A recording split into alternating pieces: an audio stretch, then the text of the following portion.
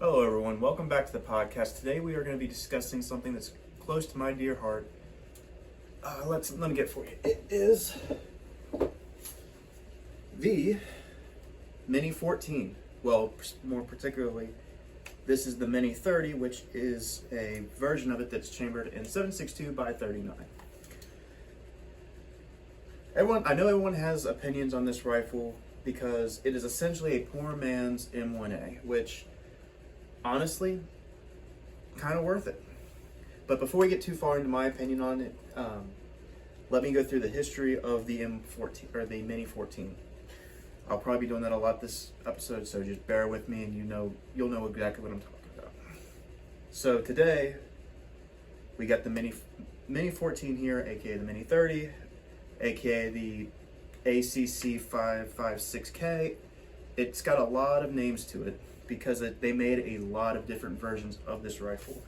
So the Mini 14 came out in 1973, which is kind of ironic. It came out 2 years after Springfield released its commercial version of the M14, the M1A.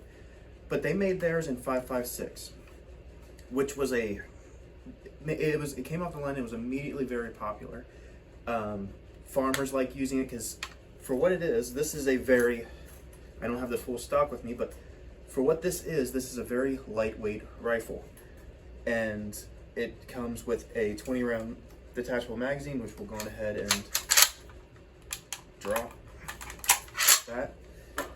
And as you can tell, it's not made to be military, which, as far as I'm aware, not from all the research I did, this was mostly favored by law enforcement, wildlife services, and just it's been a very good, like, if you're looking for something tactical but not tactical, this is your rifle, and I will stand by that here in a moment. Now, the Mini 30 was introduced in 1987, years later after it came out, because the Soviet Union was collapsing and the market was getting filled with the new and my personal favorite cartridge ever, the 7.62 by 39 M43 round. And it gained popularity because people were learning that, hey, I don't need to carry this 30-30 cartridge around, or a lever action that only holds 4 rounds, like the Winchester Model 94, because I can now have a 20-round detachable magazine rifle that shoots the M43 cartridge, which ballistically is about the same as the 30-30, which is weird if you think about it, because it's considered a long gun cartridge. The M43 is a intermediate cartridge. Makes you wonder things. You know, let's go down that rabbit hole real quick, because I want people to understand ballistically how that works. So here we've got 2 cartridges. Let me show you the 30-30. It is a long cartridge. It's not too big, it's not too bulky, but it's still a long cartridge compared to the 7.62 by 39 M43. Whatever you want to call it. I will often call it the M43. I know some people may not know what that means, but the M43, or the 7.62 by 39, was designed in 1943, giving it the name the M43. Don't at me. Anywho, so ballistically, these 2 bullets are about the same. But now in America, starting in 1987, you had a rifle that could shoot that and is lightweight, almost as lightweight as the Model 94. Now, getting more into this furniture, as I teased on Instagram and Facebook and on the reels, this gun was made popular by gun nuts, people who just like to shoot things instead of just farmers, by a little series called the A-Team. Now, in the movie, they did not use the Mini 30 version. They used what was the AAC 556K, which was a select fire version of this, chambered in 556, as the name says. However, the person who loaned this to me for this video grew up as a gun nut in the 80s watching the A-Team, so he had his Mini 30 dressed up to look like that. But it wasn't just the A-Team that used this kind of thing. This is actually based off of the Mini 14 GB government barrel, which was a 16-inch with a folding stock, lightweight pistol grip, and it's beautiful. I love this rifle. I love the way it runs. I got to shoot 2 magazines full out of it. I love this rifle. However, with that said, let me get into the mechanical side and it'll show you why I do have some reservations about this. So, but also one of my favorite parts is that it is super easy to take apart. But before we do that, word from our sponsor at USCCA. All right. Hello everybody, this is the point in the video where I talk about my sponsor, USCCA. I've been a member of USCCA now for almost 3 years, and it's one of those things that where you may not always need it, but it's awesome to have in case you do. Much like owning a firearm in the case of concealed carry or open carry, which is what USCCA handles. USCCA handles property and casualty insurance, but they also provide training and useful information for people in the firearms hobby, firearm enthusiasts, firearm carriers, anything involving firearms. They are a great tool to have in your belt when it comes to knowledge of firearms.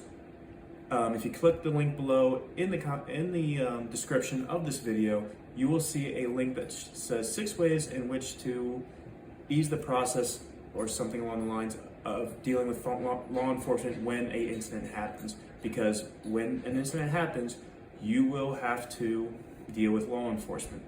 And the pamphlet shows 6 easy ways to make that easier on you. Again, click on the link below, read the pamphlet. It's useful information. Thanks, and I hope you all have a great day. Check them out. And we're back. So, as I said before, we're taking this down. And one of the reasons I love this rifle is because of how easy it is to take apart. Let me make some room here, because it does require some room. So for this, I would recommend, if you have one of these, keep the folding stock open.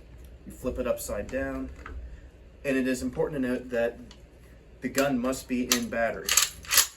The hammer must be back, otherwise it will not go down. But also for YouTube, it is empty.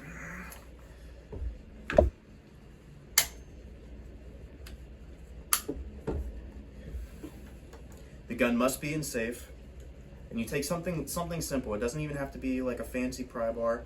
I used my my handy dandy screwdriver here. You pry it up, pull the trigger mechanism out, and then the stock lifts up and out. And here you have the cool looking A-Team GB stock. Very simple, again, super light, which is nice. But let's get down to the mechanics of it, because that's what everybody that watches this show is here for. You have the trigger assembly here, which is very similar to, if anybody's ever taken apart an M1A, they would see that this is incredibly similar. However, you can automatically see where they made some subtractions to make this gun $1,200 instead of $2,100. And as we'll see why. Instead of being drop forged pieces like the M1A, this one is casted. What does that mean? Well, that just simply means that the stainless steel that was used to make this was dropped into a casting and then obviously formed, but then it was slightly machined. And that's actually where like, as much as I love this rifle, because I love the system, look at this. This is where my biggest gripes with this gun is. For $1,200, you can see where some of the parts they machined to finish, or even cleaned it up, but there's a lot of parts here that just look unfinished, which makes the whole gun as a whole look unfinished, because you can still see remnants of where the forging was, or the castings were, and it doesn't have really an effect on the gun as a whole, but there's a little bit of fine tuning that you could do to it to make it run slightly better.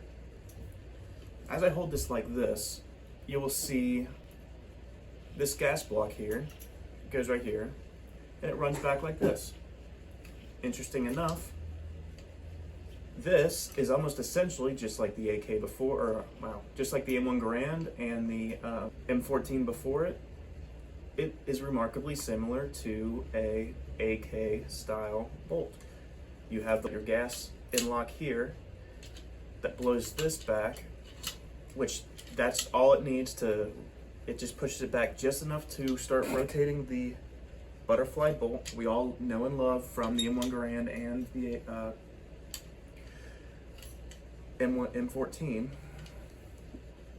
and that's all it takes, and then the recoil takes care of the rest. Beautifully simple, beautifully done. However, my gripes with the I shouldn't call them gripes. They are just, you get what you pay for aspect of this rifle. Like you can see on this side here, you have where the charging handle meets the block here. You have a very, very crappy crud looking weld. And you can see where they kind of tried cleaning it up a little bit just so that way it'd ride in the rail that is in stock. Simpler. But it is it's very rough forged, because you can even see on, if you look at a certain angle here, you can see that it still has the casting marks on it from where they broke the cast off, and you can still have the lines in it. It's an aesthetic thing. It makes the gun look unfinished. But again, for a poor man's version of an M1A that you can get in 7.62x39, the most popular cartridge in the world, for your whatever you want it to be. This gun is pretty universal in that aspect. You could use it as just your farming gun for plinking at coyotes on your ranch, plinking at hogs, or there's been several historical cases where this gun's actually been useful in a pseudo-combat form or combat situation. So again, my gripes with this thing are strictly because of the cost, and again, it's the little sacrifices you have to make when you're budgeting and you decide, hey, do I want to spend the $1,200 on this, or do I want to spend $1,200 or $2,100 on an actual M1A that shoots 308? That is still, it's an expensive cartridge to shoot. I can still get a box of brass casing, we'll get to that in a minute, brass casing 7.62x39 M43 for about $10 a box from PMC. They're not sponsored by the channel, but I will give them a shout out, because when we were running this, as well as most times, you'd have I hate to say this, but whenever you see an American-made 7.62x39 that's not an AK design, they tend to favor brass bullets. Don't ask me why, don't ask, I can't figure that out. I've tried to do a little bit of research on it, and I think it's just because of the difference in tolerances in which the steel casing's made versus the brass casings. I have no idea. If you haven't already, subscribe, because I would love to be able to afford to go get my gunsmithing degree so I can make this stuff a little bit more educated for you guys. Right now, this is just your basic gunslinger lover giving you his opinion on rifles that he is donated. So click the subscribe button, like it, leave a comment, because all that will help the channel grow. getting back to the normal video, I really have nothing to say or complain about this system. It's very straightforward, it's very basic, it's lovely. But for assembly, again, this is the fastest assembly I have ever had the privilege to do. You just stick it in here, drop that down, take this, and there went my bullet. Knew that was coming. And there's a little rail in here that you have to slide it into. Just gotta get this right. You slide.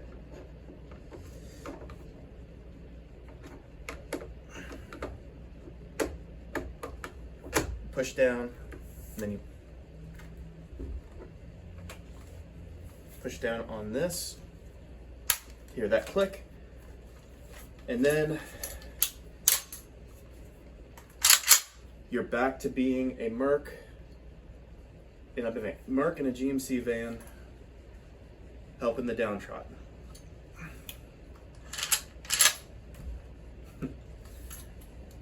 God, I love that. Just something about that means business. Now, there is one thing about this rifle that I am particularly disappointed in, and that is the magazine. The way the magazine goes into the magazine well is you can put it in very simple, very much like the M14, M1A, whichever version of that. You pull this back, locks into place, and immediately you can kind of see some here. I wish I had a better camera, I would show you, but there's some areas here that could have been refined, and as a machinist, a hobby machinist myself, I could probably fix this with the right FFL and allow some things to go through, because it's kind of a mix of both the magazine and the headspace machining here. It could just be cleaned up a little bit. It'll save you some brass shavings that you get when you fire this. But once you see where they come from and how they really don't affect the firing rate too much, it just dirties your gun up and it gives you a nice little glitter while you're cleaning. But again, my biggest, with that said aside, let's go back to why I have an issue with the magazine. So in a quick reload, if you were to stand here, it's clunky. You can put it goes in very easily, comes off easily. But it doesn't do that all the time. Like, especially when we had it loaded, it was very, and see, like, okay, right, it locked into place, but it was stuck. So, and there's that. And despite the urge to stripper clip load this and give yourself grand thumb, I'm not doing that. Push that down, typical release here. And the gun is now safe, it's still safe. And we are good. God, I love this thing. Very maneuverable. Another gripe I had was the stock itself, but again, the owner of this rifle was a huge A-Team fan, and I will not take that away from him. The stock did take some getting used to, but once you figure it out, it's not too bad. It does, if you're one of those that likes to sit out here, that takes some used to, but if you had any military training, or like our friends at USCCA may say, if you tuck the rifle in here, into your shoulder, come down, it is a lot easier. And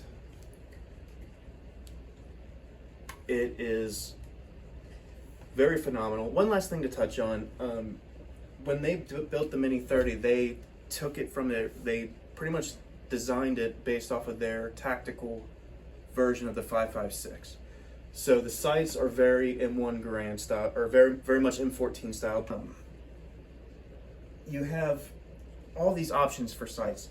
It has like slight Picatinny here and here for a basic pinch of a thing, but it also has the ability, you have screws to add a whole nother Picatinny rail if you want to run with optics, ACOGs. Me personally, I prefer close range sights.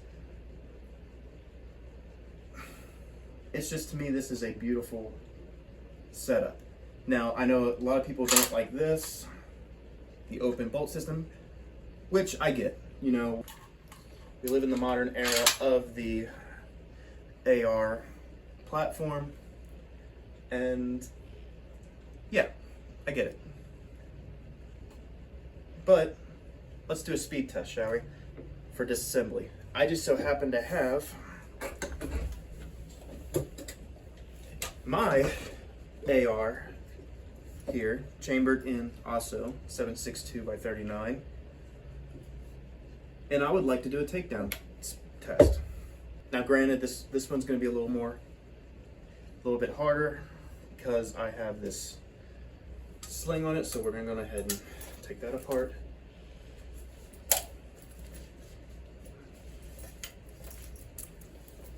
Sling's great when in battery. It's awesome. Anywho, so here we go. We're going to take apart the AR, and it should be pretty simple. All right, button here, drop that, drop the magazine, take the bolt out, drop all this,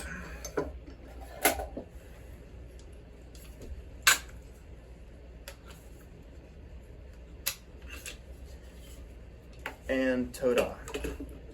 You have your fire control group here, magwell, build, bolt carrier, charging handle.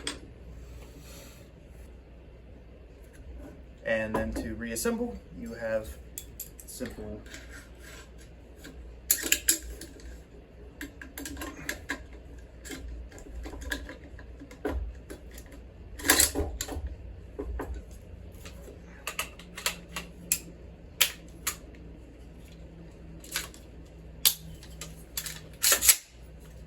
and for all intents and purposes, it is combat ready. Now, we will disassemble and reassemble this. So check for clear, drop the magazine, bring the bolt back forward, and in order to take this apart, once again, you have to have the firing system must be in battery. You flip it over, you have your pry bar,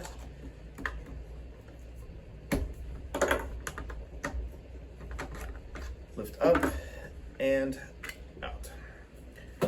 Now, again, I'm not going to say the M1, the M14 or its variants, like so, are better than the AR platform. There's a reason why the United States military does not use the M14 or its variants, the M1A, the EBR, as their main battle rifles anymore. But I'm just saying, I feel like this would be simpler to take apart and clean, especially when you come to this trigger system, because this trigger system is massive compared to that of anybody that has done it or seen a AR trigger assembly group. They're smaller, it's complex. Unless you have a drop in or a drop out that makes it easier to clean, it's hard to clean in there. This, you could dunk in hot water, dry it all off, give it all a good oil, and you're good to go. Same with this system. Again, remarkably similar to an AK of sorts. And now we're going to reassemble it, which should take no time at all. It is simply, that's in, we drop this in, finding the teeth that it rides in,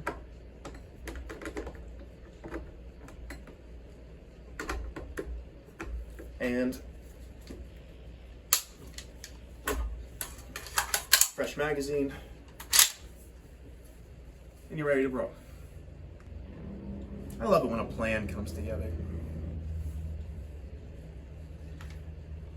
Again, if you're new to the channel, I would love for you to subscribe, leave a comment of what you thought. you may know something about this rifle that I do not. You may have more information on it than I do. Please, these videos are purely for educational purposes. If you see something that you want to add a comment on, please comment below. I try to read comments. I'm very busy outside of doing this. We have a lot of videos coming out here soon. We're doing a video on the M43 here round as itself as being our first commercially successful, first popular intermediate cartridges to be developed in the world. I feel like this cartridge deserves its own video, so there will be one of those coming out soon. And that concludes the video on the Mini 14, or more specifically the Mini 30. Thanks.